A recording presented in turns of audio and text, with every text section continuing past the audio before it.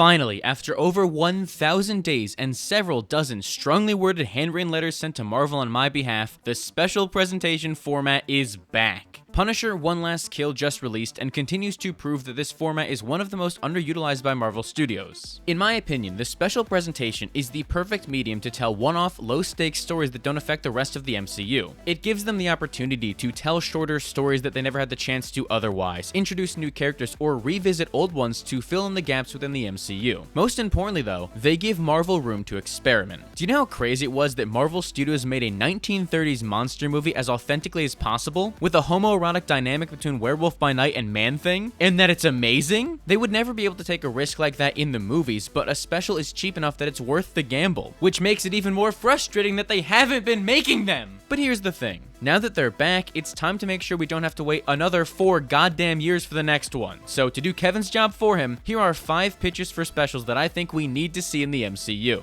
Let's start with one that I honestly can't believe they haven't announced yet, Jessica Jones. Now that she's back and better than ever thanks to Born Again Season 2, Marvel needs to lock in and give her a special presentation of her own. I know we can all agree that the Netflix Daredevil show was incredible, but I would argue that Season 1 of Jessica Jones was just as good. And the other seasons also happened, but the first one made me fall in love with her character. In a perfect world, we would get another full season of Jessica Jones, but I'm willing to compromise and start small. A new special presentation is a great way to dive back into her world, bring back all of her supporting characters, and gauge audience interest in more of that. Her reintroduction after that sickening 7-year absence was a great start, especially seeing her interrogate Matthew Lillard in his underwear. Incredible stuff. But if you think that's gonna be enough for me, you are sorely mistaken. You could do a really interesting special filling us in on those 7 years we missed with Jessica. While we saw Daredevil and stuff like No Way Home, She-Hulk, and Echo to kind of fill in that gap, Jessica wasn't afforded that same opportunity, and I think we should fix that. I love that she's finally reached this place of happiness and opened herself up to having a family, but let me see that happen. I want to actually find out what brought her and Luke Cage back together again. They didn't exactly leave off on the best terms, and I know that a universe has to keep pushing forward, but the special format gives us a unique opportunity to show the event that brought them back into each other's lives, breaking more beds than ever. Seriously, what is her bed budget? Plus, a character like Jessica was practically made for this format as someone who primarily focuses on investigation. Holy shit, is that Starlight? If they don't want to be stuck in the past, you could easily dedicate a special to a new mystery that Jessica has to solve, and I've got the perfect idea in mind. Brian Michael Bendis' masterful Alias comics tackled a lot of really interesting cases that were not only so good I could excuse him being bald, but were impossible for the series to adapt. Everything from Jessica investigating Captain America and the President to Jameson hiring her to discover Spider-Man's secret identity, but because of how the MCU was structured at the time, if you even suggested telling that story, Jeff Loeb would have shot you. While those stories are definitely very cool, it's the arc Come Home that I'm the most interested in seeing. That story has Jessica solve a missing person case that ends up with her discovering the girl she's after is actually a mutant. It all leads to her confronting an anti-mutant preacher who's a freak for hate crimes, but you can see where I'm going with this, right? The MCU has slowly been introducing mutants, and depending on if this releases after Secret Wars or not, this could be a great way to showcase the new status quo of the MCU as anti-mutant sentiment is on the rise. We can directly see how people on the street level are handling the rise of mutants as Jessica is thrust into this world for her case. It's a natural way to make her feel important in the mutant saga, all while giving us a classic Jessica Jones mystery that I've been desperate to see again. Then, once the special brings in incredible numbers because the people yearn for Jessica Jones, we get an entire new season announced that can explore more of her history with Luke Cage and adapt the Purple Daughter story from the comics. Ideas don't get much better than that, so Marvel better start listening. Just please call the series Alias, that's all I ask. It's such a cool name, and they have been ignoring it for far too long.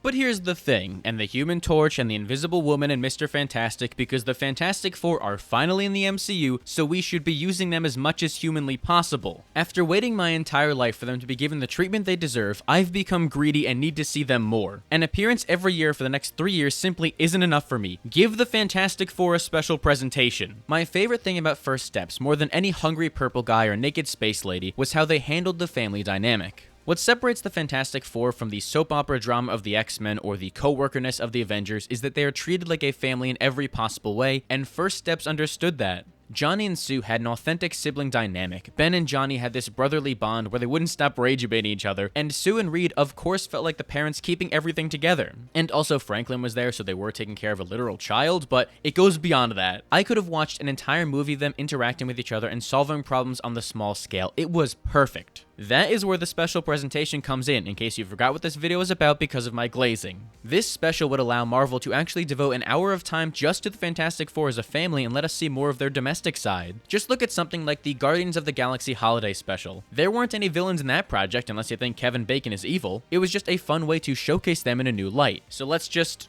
do that for the Fantastic Four, holiday special and all. Yes, that's right, I'm proposing they do a Fantastic Four holiday special. Ideally, we'd be getting alternating holiday specials every year, but for some reason the people at Marvel are cowards and forgot how to make them after 2022. Since the four are a family, you can pick pretty much every holiday and watch them celebrate it in different ways. You could do a Halloween special where Ben tries to find a costume that actually fits him, a Christmas/Hanukkah special where the team teaches the Silver Surfer the reason for the season. Hell, you could even do an Arbor Day special where Johnny accidentally burns down a rainforest and needs Reed's help to regrow it. While all of those ideas are great and 100% should happen, I give Marvel my full permission to steal them, it's a Thanksgiving special I want most of all. One of my favorite lines in First Steps is when Ben roasts Reed for not being able to cook. Can you cook?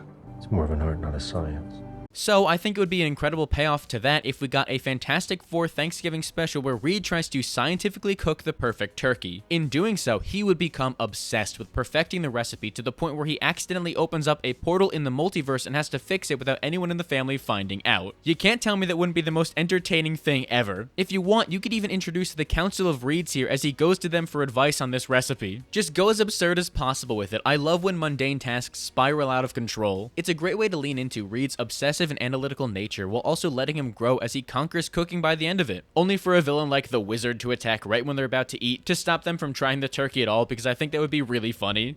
Alright, for this next one, I want to do something these special presentations are perfect for, introducing a new character. For as much as I'd love Marvel's most niche and C-tier heroes to get their own movie or show, I fear that's just not possible. Sadly, the people simply aren't ready for a Glob Herman cooking special, but that is what the special presentation is for. Werewolf by Night paved the way for this and introduced a whole new cast of characters in Jack Russell, Elsa Bloodstone, and Ted, and I'd say they turned them into household names because of it. We should be getting yearly horror specials continuing to flesh out that world, and I've thought of the perfect character to do it. We desperately need a Brother Voodoo special presentation. Or is it Dr. Voodoo now? I don't know, I go back and forth on it, but the man got his doctorate, so I may as well respect that. For my money, Jericho Drumm is the single most underutilized character in Marvel Comics, and apparently the only way to change that is through synergy, so let's make this happen. Because of that, odds are you don't know much about his history, so let me give you the rundown. Jericho was raised in Haiti, but rejected the mystical traditions of his culture in favor of studying psychology and the rational. After his brother died, he basically inherited magic to honor his dying wish and took on this obligation to become Brother Voodoo. Also, he bonds with his brother's spirit and basically sticks around as a helper. It's a lot of fun. Jericho goes on to become this fascinating character who is able to explore the weird and surreal world of the supernatural through a unique lens on the mental level. A special presentation would be a great format to explore that new perspective, all while shining light on Haitian culture in a positive way. As for what this special would be specifically about, the MCU actually set the stage for this a whole decade ago. Remember the first Doctor Strange movie? Remember Caecilius?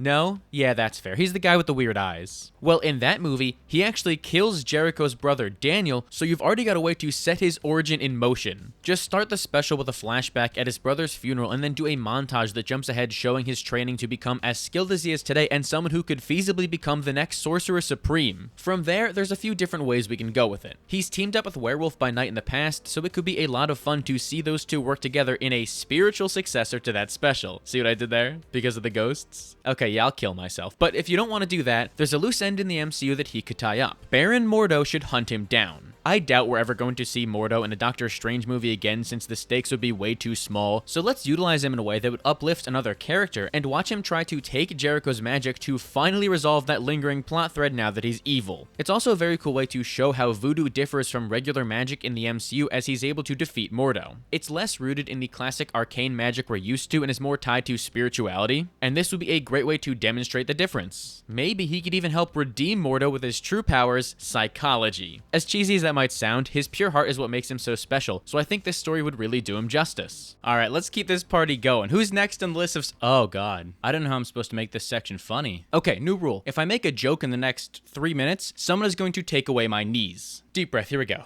Okay.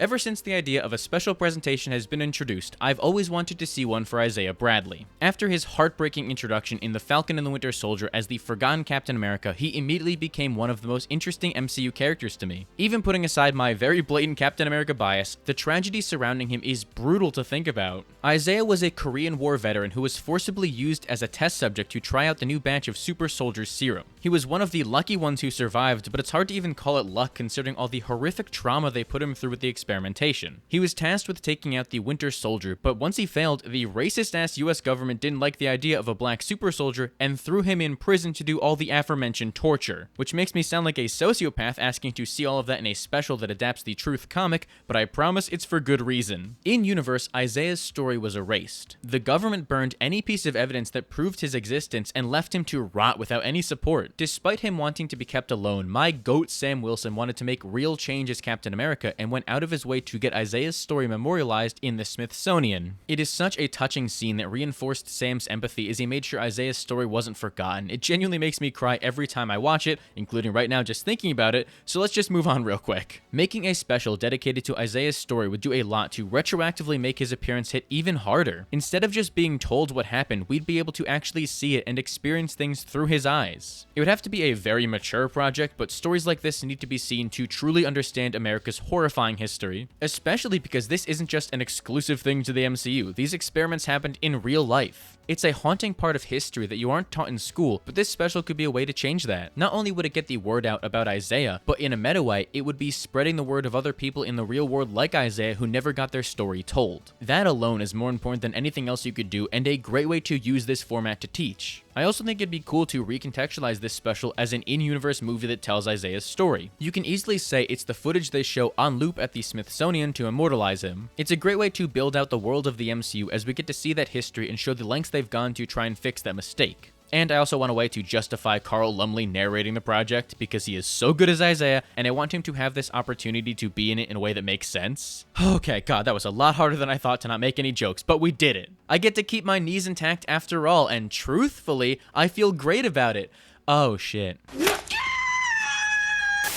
Okay, let's get back on track and talk about something even more painful than that, Moon Knight, in the sense that it hurts me so much we've had to wait this long without seeing Moon Knight again. One of my all-time favorite characters who I've read more of than anyone else, and once we finally got him in live action, Marvel forgot he existed. It's what I can only assume is a direct attack on me from Kevin Feige, but he doesn't realize it's only made me stronger and more determined to see him again. Now, I've got no clue when we're going to see Moon Knight again in live action. Hopefully it's in a second season, but maybe it's in a potential Midnight Suns movie. Whatever the case may be, let's just give him a special presentation in the meantime. It's the perfect format to revisit characters in between appearances to hold us over, but I don't think Marvel's realized that yet, so here's their wake-up call. Think of it like a big annual issue or a one-shot comic that tells a completely standalone story outside of what's going on in the MCU. That is how you bring back Moon Knight in the meantime to give us anything to confirm they remember he's in the MCU. From there, there's two options for what we can do. Mark was Moon Knight for years prior to the MCU series, so you could easily tell a story during that time period. Maybe you do a special that fully tells his origin and shows us what happened with his greatest rival, Bushman. You could even go further back and have him fight Werewolf by Night like he did in his comic introduction. I've wanted to see that for a long time, and this could be the way to do it. But also, I've got an even better idea than that, and I'm gonna be honest with you, this is my favorite pitch too. It's why I saved it for last. I would sell mine and all of your souls in a heartbeat for Marvel to give us a special presentation adapting issue 5 of the 2014 Moon Knight run that was weirdly written by nobody. That story focuses on Mr. Knight fighting his way through an abandoned hotel to rescue this girl who was abducted. The entire issue is basically one long fight as he clears floor by floor of goons in some raid-style action scene. It's one of the coolest things I've ever seen in my life with unreal amounts of aura and is one of my favorite single-issue comics. So it makes me very happy to say that the MCU is in a great place to adapt that. When we last left off with the Moon Knight system, Mark and Steven broke off their deal with Khonshu.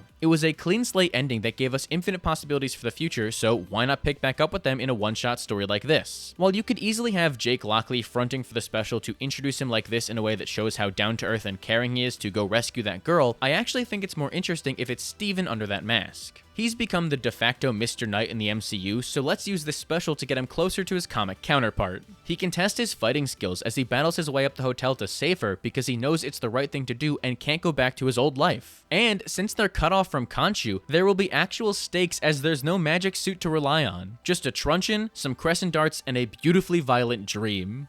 And that would have been all my pitches for this video, but I actually just thought of one more. Let's turn the MCU into the MCU. The Muppet Cinematic Universe. Disney owns Marvel. Disney owns the Muppets. How have we not had a Muppet retelling of any Marvel movie at this point? It writes itself and would be the single greatest thing to ever happen. So here's what I'm pitching. Muppet Endgame. Give the Muppets an hour to retell Endgame in a way only they could. Let them travel back in time to visit previous Muppet movies. Have Paul Rudd be the only human in the film. You'll sell 1 billion Disney Plus subscriptions, I promise you. Then, after its life-changing success, we will get one for every single Marvel movie. And you know what? I lied. I didn't just think about this idea. I've been thinking about this for so long, and a special presentation is how we make it happen. I've already made a whole list of what Muppet would play every character in the MCU. I am so deathly serious about this, and will make that video one day. It's not a bit. It's not a joke. I demand to see the Muppets take Marvel. Give me the Muppets, or give me death.